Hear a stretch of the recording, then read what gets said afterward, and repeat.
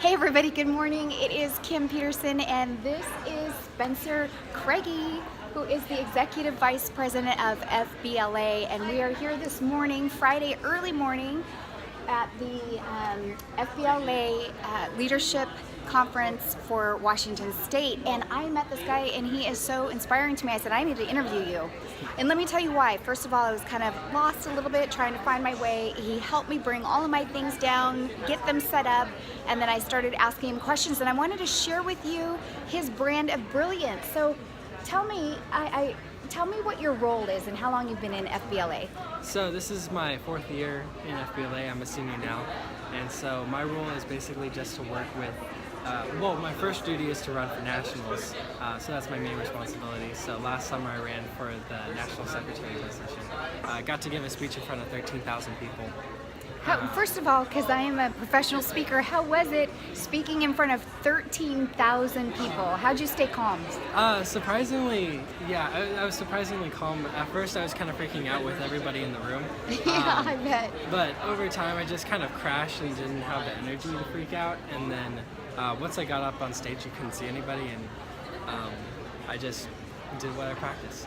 Did we practice? Now here's what I want you to know. One of the things that I had asked Spencer earlier, Spencer comes from a small little town. In his high school there are only 20 students in his class. Tell us the city again.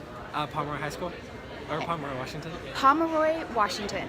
So I said, well, how did you give a speech and get elected to be the Executive Vice President of FBLA for the whole state? Like, from this little small city, so that's inspiring. What was your platform? Why do you think that your peers voted for you? I think I just was confident. I knew what I wanted, I knew what I was good at, and I just built my resume, talked to people, and made friends. Awesome. Did you hear that? He knew what he was good at. That's a part of his brand, your unique brand identity. He built his resume, nice, moved into action, and then he gathered up some friends and confidently stated his position on the platform. That's impressive. I admire that. Tell me two qualities that you admire about yourself.